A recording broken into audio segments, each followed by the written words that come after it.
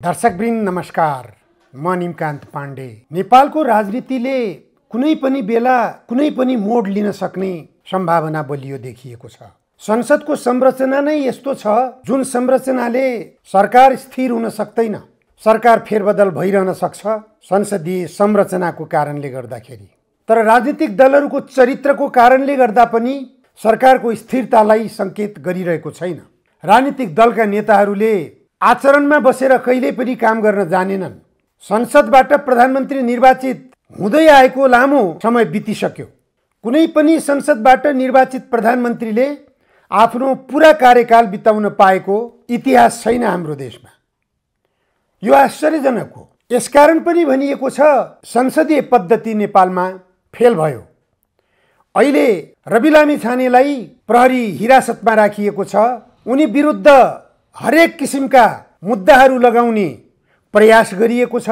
तर उनी विरुद्ध जुन विषयमा केन्द्रित गरेर छानबिन गर्न खोजिएको थियो त्यो विषयमा उनी दोषी छैनन्। उनले त्यो क्षेत्रमा कुनै अपराध गरेका छैनन्, यो पुष्टि भइसकेको विषय हो।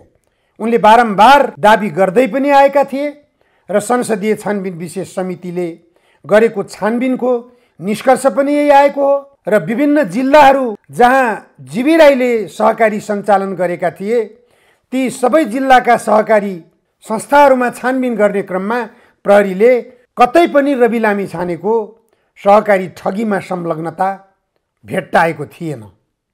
तैपनि रवि लामिछानेलाई गिरफ्तार गरिएको छ। गिरफ्तार गरिएपछि जस्तो सुकै अपराधमा आरोपित गरेर पनि सजायको भागीदार गराउन सकिन्छ। राज्य लाग्यो भने जस्तो सुकै दण्ड पनि दिन सक्छ। यो सबैले जाने बुझेको कुरा हो। मैले धेरै पटक चर्चा गर्ने गरेको छु, राणा कालमा किन मानिसहरूलाई स्वतन्त्रताको निम्ति बोल्यो भन्ने आधारमा मात्र झुन्ड्याएर मारियो, किन सजाय दिइयो। राणा शासकहरूले पनि कानुन बमोजिम नै दण्ड गरेका हुन्।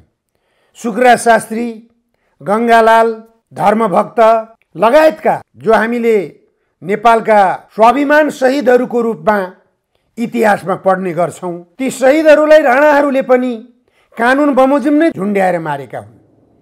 तर ती राणा शासकहरूलाई इतिहासले निरङ्कुश शासकको रूपमा चित्रण गर्यो। आज हामीले इतिहासमा त्यही कुरा पढिरहन्छौँ। भोलि युगौं युगसम्मको पिँढीले पनि त्यही इतिहास पढ्ने हो राणा शासकहरूको विषयमा। त्यसैगरी सक्रिय राजतन्त्रको अथवा निरङ्कुश राजतन्त्रको पञ्चायतकालीन 30 वर्ष जसलाई हामीले अभिव्यक्ति स्वतन्त्रताको अभाव, संविधानभन्दा माथि राजा रहेको शासन व्यवस्था भनेर बुझ्ने गर्यौं, त्यसको विरुद्धमा आन्दोलन गर्यौं। तैपनि त्यो बेला पनि केपी शर्मा ओलीलाई गिरफ्तार गरियो, जेलभित्र हालियो। उनलाई कानुन बमोजिम नै जेलभित्र हालिएको थियो। त्यसैगरी नेत्र घिमिरेहरूलाई लगेर जङ्गलमा मारियो, त्यो पनि कानुन बमोजिम नै मारियो भन्ने वकालत तत्कालीन शासकहरूले गर्ने गरे। मारिएको कुरालाई स्वीकार गर्ने नगर्ने बेग्लै कुरा हो, तर भाग्न थालेपछि इन्काउन्टरमा मारियो भन्ने चर्चा पनि आयो। धेरै पछिसम्मको इतिहासमा यो कुरा पनि पञ्चायती शासकहरूको अत्याचारको इतिहास भनेर पिँढीले पढ्नेछ, नागरिकहरूले पढ्नेछन्। धेरै परसम्मको पुस्ताले पनि यो पढ्न पाउनेछन् पक्कै पनि। त्यही किसिमको प्रवृत्ति आजको यो गणतन्त्रमा पनि दोहोरिरहेको छ, बारम्बार दोहोरिरहेको छ। यो मैले धेरै पटक चर्चा गरिसकेको छु।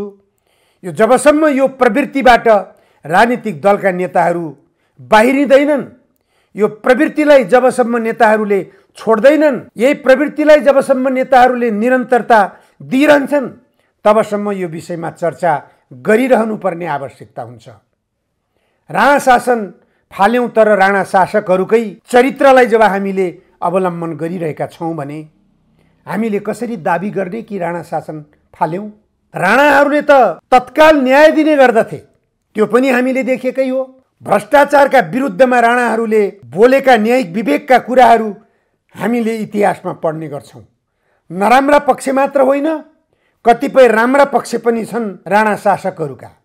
राणा शासकहरूले देशको सिमाना बचाउनको लागि उनीहरूले विदेशी शक्तिहरूलाई रिझाएर यो देशको भूगोल बचाएका इतिहास पनि हामीले पढ्न पाउँछौँ। जङ्गबहादुर राणाले नेपालको हामीले नयाँ भूभाग भनेर जो चिन्ने गर्छौँ, बाँके, बर्दिया, कैलाली, कञ्चनपुर, यो सुगौली सन्धिबाट नेपालले लगभग गुमाइसकेको भूभाग थियो।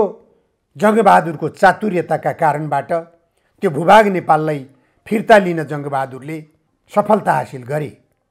त्यसकारण मैले चर्चा गर्न खोजेको के भने, जङ्गबहादुर राणाले पनि कहीँ कतै राम्रै काम गरेका थिए, तथापि उनको निरङ्कुशतावादी शासन शैली अहिले पनि आलोचनाको विषय बन्ने गर्छ। उनले गरेका सबै राम्रा कामहरू पनि ओझेलमा पार्ने गर्छौँ हामीहरूले। हामी अहिले गणतन्त्रमा छौँ। संविधानमा हामीले लेखेका छौँ, प्रत्येक नेपाली नागरिक सार्वभौम सत्ता सम्पन्न नागरिक छ। नागरिकको बोल्ने अधिकारलाई हामीले कति स्वतन्त्र छोडिरहेका छौँ? नागरिकको लेख्ने अधिकारलाई हामीले कति स्वतन्त्र छोडिरहेका छौँ? नागरिकहरूले आफ्नो अभिव्यक्ति स्वतन्त्रतालाई कतिको उपभोग गर्न पाइरहेका छन्?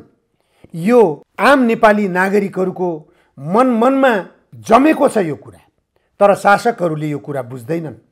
नेपाली काङ्ग्रेस र नेकपा एमालेको अहिले सत्ता सञ्चालन छ। यो अप्राकृतिक हो, असैद्धान्तिक हो, अव्यवहारिक हो, यो बिचौलियाहरूले बनाएको हो, भ्रष्टाचारीहरूलाई संरक्षण गर्नको निम्ति बनेको हो, बारम्बार उठ्दै आएको कुरा। हिजो गृहमन्त्रीको कुर्सीमा राष्ट्रिय स्वतन्त्र पार्टीका सभापति रवि लामिछाने छँदासम्म उनी विरुद्ध सहकारी ठगीको एउटा मात्र ट्याग लगाइएको थियो। त्यो विषयमा अनुसन्धान गर्ने भनेर भनिएको थियो, तर गृहमन्त्रीको जिम्मेवारीमा थिए। उनलाई प्रधानमन्त्रीको जिम्मेवारी काङ्ग्रेसले दिन खोजेको थियो। त्यो जिम्मेवारी अस्वीकार गरेकै कारणबाट उनका विरुद्धमा नेपाली काङ्ग्रेस खनियो।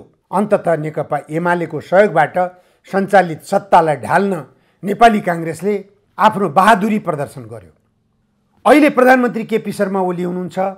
केपी शर्मा ओलीका क्रियाकलापहरू पटक्कै पनि जनअपेक्षित क्रियाकलापहरू छैनन्। जनताले के अपेक्षा गरेको हो, के प्रतिबद्धता हो, नेपाली काङ्ग्रेससँगै समीकरण बनाउँदा पनि प्रतिबद्धता के थियो, त्यो प्रतिबद्धता अनुकूलको काम प्रधानमन्त्री केपी शर्मा ओलीबाट भएन भन्ने गुनासो अहिले नेपाली काङ्ग्रेसको नेतृत्व पङ्क्तिबाट आइरहेको छ। शेखर कोइरालाबाट त्यही गुनासो छ। महामन्त्री द्वय नेपाली काङ्ग्रेसका गगन थापा र विश्वप्रकाश शर्माहरूबाट त्यही गुनासो आइरहेको छ। सुनिँदैछ नेपाली काङ्ग्रेसले सत्ता समीकरणको सोच बनाइरहेको छ। अब केपी ओलीसँग सत्ता समीकरणलाई निरन्तरता दिइरहने हो भने नेपाली काङ्ग्रेसले केपी ओलीका गलत क्रियाकलापहरूको भारी बोक्नुपर्ने अवस्था हुन्छ भन्ने कुरा आन्तरिक रूपमा नेपाली काङ्ग्रेसभित्र गहन छलफल भइरहेको कुरा बाहिर आइरहेको छ।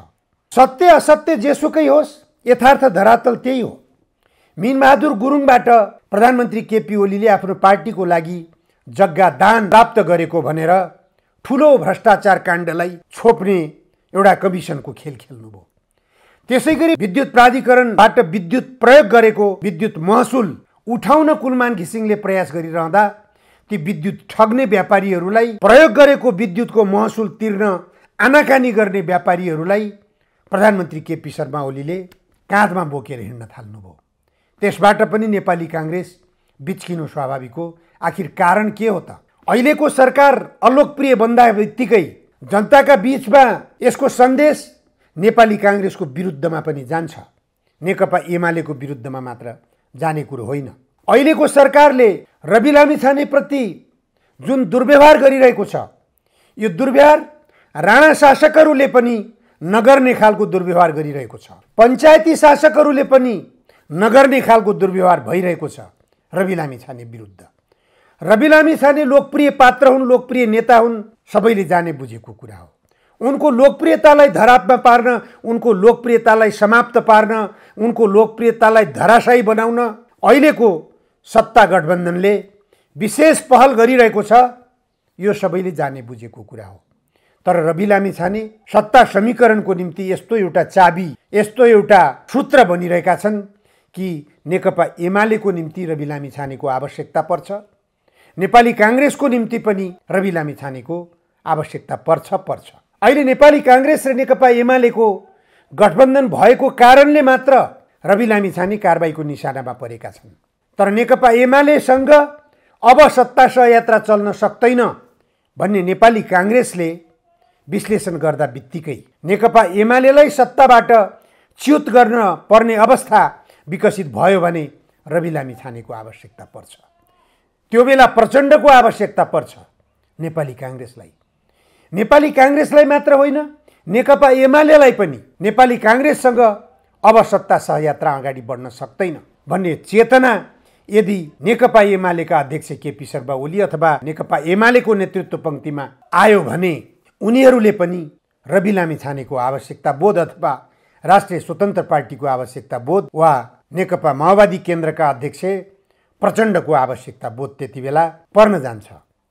त्यसकारण यी दुवै पार्टीको बीचको नयाँ बनेको समीकरण कतिपय नेकपा एकीकृत समाजवादीका नेताहरूले तत्कालै संसदको रोस्ट्रममा उभिएर भन्ने गरेको मलाई सम्झना आउँछ, यो समीकरण 4 महिना पनि टिक्दैन, नभन्दै 4 महिना पुग्दैछ यो समीकरण बनेको र यो समीकरण ढल्ने अवस्थामा पुगिरहेको सङ्केत पनि भइरहेको छ।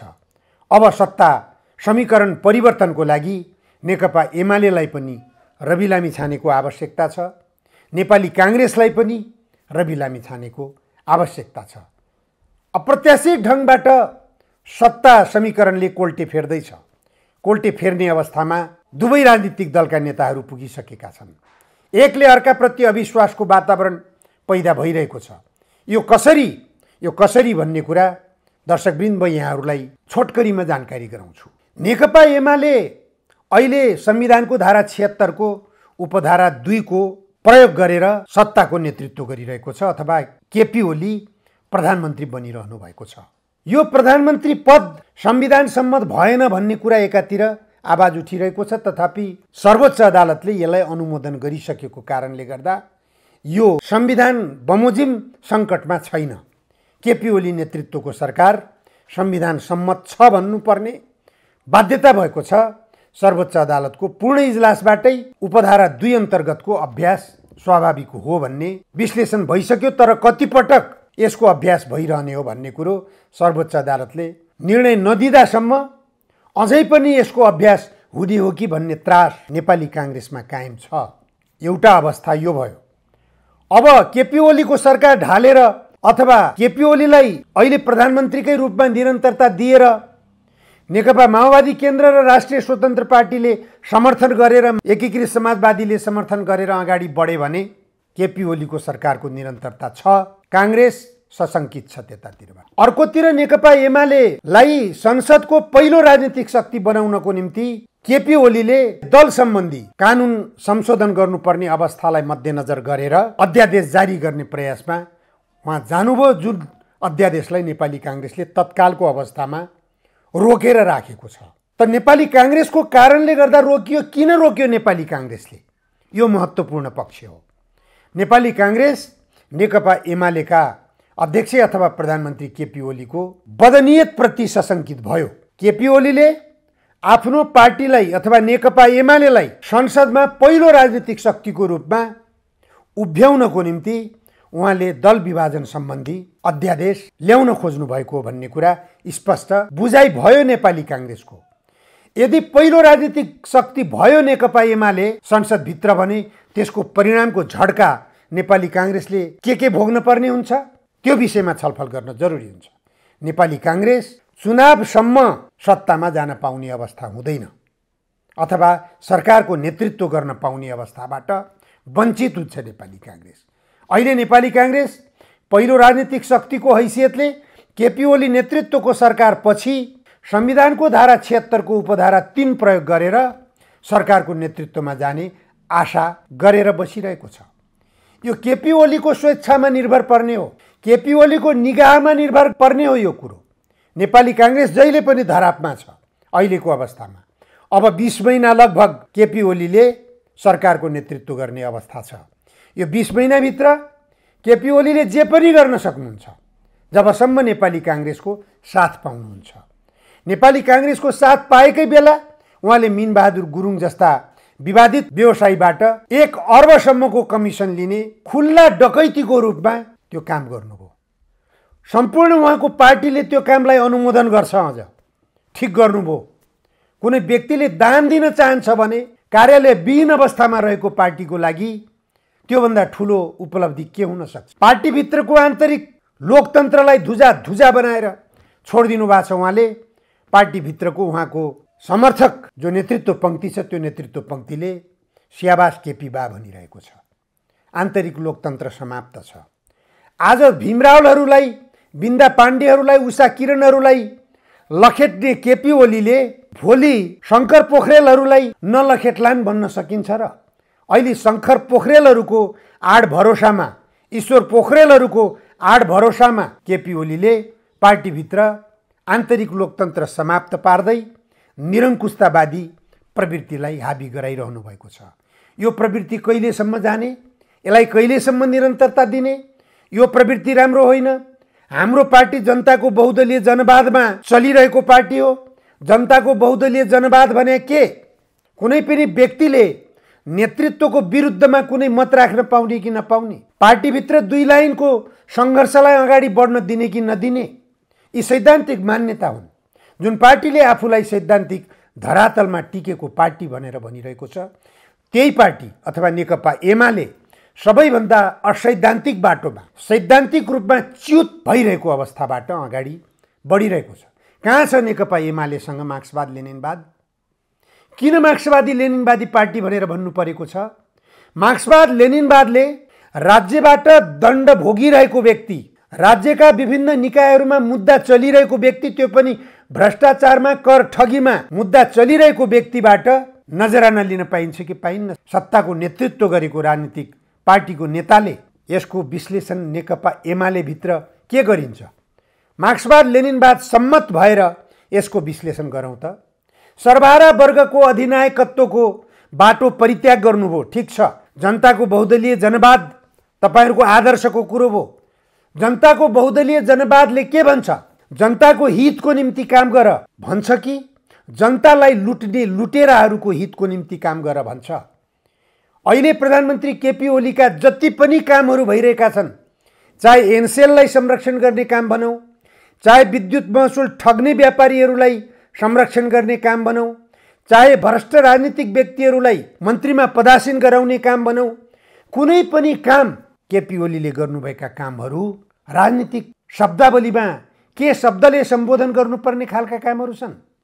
निरङ्कुशतावादी छन् कि चरित्रहीन छन् कि नैतिकहीन छन् कि मार्क्सवाद लेनिनवाद सम्मत छन् भनेर भन्ने ठाउँ देखिन्छ कतै? यो कसले विश्लेषण गर्ने? नेकपा एमालेले गर्ने हो। नरबहादुर कर्माचार्य उहाँ नेपालको कम्युनिस्ट पार्टीको संस्थापक हुनुहुन्छ।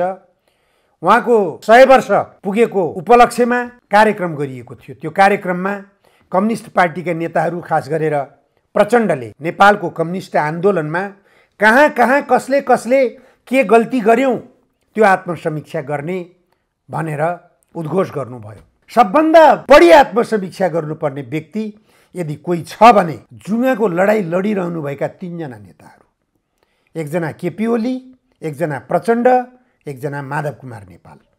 तपाईहरु 3 जनाले मात्र एउटा कोठामा बसेर आत्मसमीक्षा गर्नुस्। पहिले छुट्टा छुट्टै आत्मसमीक्षा गर्नुस्, कहाँ गल्ती गरियो। यी 3 जना नेताहरूले नेपाली कांग्रेसको बैशाखी नटेकेर बैतरनी पार गर्न सकिदैन भन्ने मानसिकतामा किन राजनीति गर्नुभयो? त्यही हो मार्क्सवाद सम्मत राजनीति। मालेमावादी सिद्धान्त त्यही हो। माला जप्नुहुन्छ मालेमावादको, पार्टी एकताको कुरा गर्नुहुन्छ, तर तपाईहरु त्यसतर्फ अगाडि बढिरहनु भएको छैन। हो, संसदीय संरचनाले नेपाली कांग्रेसलाई पनि साथ लिएर हिँड्नुपर्ने बाध्यात्मक परिस्थितिको विकास गराएको छ। तर अर्को पाटोबाट हेर्ने हो भने अहिलेको संसद भित्रैबाट कम्युनिस्ट पार्टीका नेताहरू एक ढिक्का हुने हो भने कम्युनिस्ट पार्टीको सरकार बन्न सक्छ कि सक्दैन? त्यसतर्फ समीक्षा गर्ने कि नगर्ने? त्यो गर्न नसकिने अवस्थामा किन पुगियो? कसको कारणले गर्दा सकिएन? त्यो आत्मसमीक्षा गर्ने कि नगर्ने? केपी ओलीले पनि नेपाली कांग्रेसको बैशाखी टेकेर हिँड्नै पर्ने, प्रचण्डले पनि नेपाली कांग्रेसको बैशाखी बिना अगाडि बढ्नै नसक्ने। तर राष्ट्रिय स्वतन्त्र पार्टी यस्तो शक्ति बनेको छ जुन शक्तिप्रति आम नेपाली जनताले अहिले विश्वास गरेका छन्, वैकल्पिक शक्तिको रूपमा आशा गरेर बसिरहेका छन्। पुराना राजनीतिक दलका नेताहरूले केही गर्न सकेनन्, यसले केही गर्ला भनेर आश गरिरहेको अवस्थामा त्यही रवि लामिछानेलाई सिद्ध्याउने बाटोतिर धकेलिएको छ। राज्य सत्ताको निर्देशन प्रहरी निकायले मानिरहेको छ। प्रहरीले राज्यको चाहनालाई अथवा मन्त्रीहरूको चाहनालाई, प्रधानमन्त्रीको चाहनालाई मध्यनजर गरेर रवि लामिछानेलाई राणाकालीन कैदी जस्तो बनाइरहेको छ, अथवा पञ्चायतकालीन कैदी भन्दा पनि निरीह कैदीको अवस्थामा उसलाई राखिरहेको छ। कसैसँग भेटघाट गर्न दिएको छैन, सञ्चार माध्यमहरूसँग बोल्न दिएको छैन। एउटा देशको गृहमन्त्री भइसकेको व्यक्ति, उसलाई आर्थिक अपचलनमा पक्राउ गरिएको छ। आर्थिक अपचलन पुष्टि नहुने आर्थिक अपचलन छ। उसका विरुद्ध अझै पनि कहाँ कहाँ भेटिन्छ अपराध। उसले गरेका अपराध कर्महरू साबित गराउनको निम्ति प्रयास भइरहेको छ, तर कतै पनि भेटिएको छैन। बुझिएको छ। मैले पनि प्रहरीको विभिन्न निकायसँग सोधपुछ गरेको छु, कहीँ पनि पुष्टि हुँदैन। कास्कीमा पनि रविको अपराध पुष्टि हुन सकिरहेको छैन। रूपन्देहीमा पनि रविको अपराध पुष्टि हुन सकिरहेको छैन। वीरगञ्जमा पनि रविको अपराध पुष्टि हुन सकिरहेको छैन। चितवनमा पनि रविको अपराध पुष्टि हुन सकिरहेको छैन। निकै पछिल्लो पटक काठमाडौँको स्वर्णलक्ष्मी सहकारीको चर्चा आयो, त्यहाँ पनि रविको अपराध पुष्टि हुन सकिरहेको छैन। जीवी राई र रवि लामिछानेको नाममा संयुक्त भौचर देखा पर्यो भनेर निकै चर्चा परिचर्चा भयो सञ्चार माध्यमहरूमा, तर त्यो चर्चा परिचर्चाले विश्वसनीयता हासिल गर्न सकेन। कारण प्रहरीले अनुसन्धान गर्दाखेरि रवि लामिछानेको दस्तखत कतै पनि छैन। बैंकबाट भौचर जारी हुनु, सहकारीबाट भौचर जारी हुनु, सहकारीबाट विवरण सार्वजनिक हुनु, ती फरक पाटा हुन्।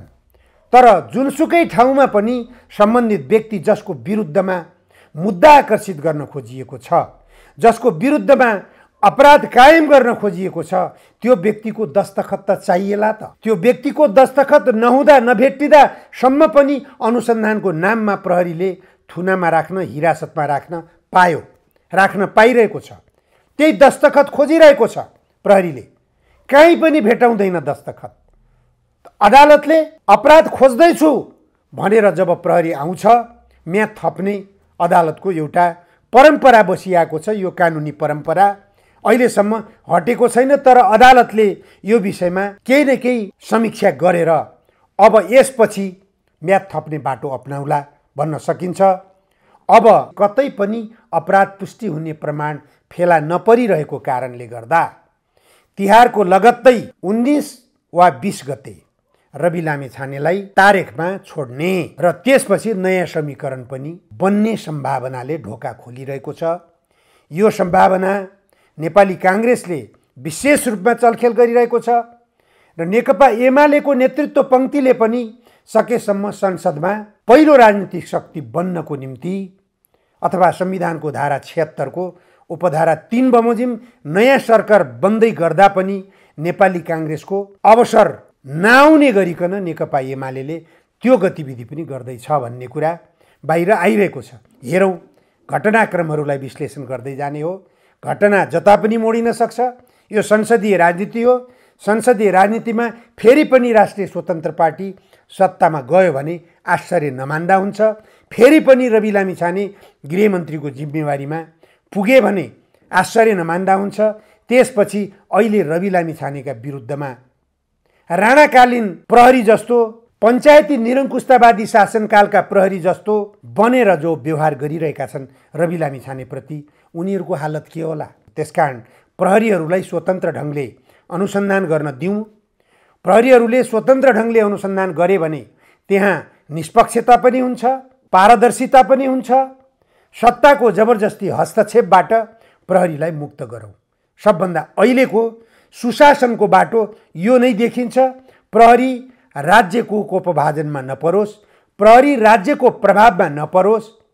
प्रहरी राज्यको प्रभावमा परेर आफ्नो पदको सुरक्षाको लागि मन्त्रीहरूको चाकडी गर्ने, मन्त्रीहरूको स्वार्थ अनुसार गर्ने अथवा प्रधानमन्त्रीको स्वार्थ अनुसार गर्नै पर्ने बाध्यताबाट प्रहरी निकायलाई मुक्त गर्न जरुरी छ। राजनीतिक दलका नेताहरूले यो लोकतन्त्रको सबभन्दा पहिलो पाटो हो भन्ने कुरालाई बुझ्न जरुरी छ। हस्, नमस्कार। म निमकान्त पाण्डे।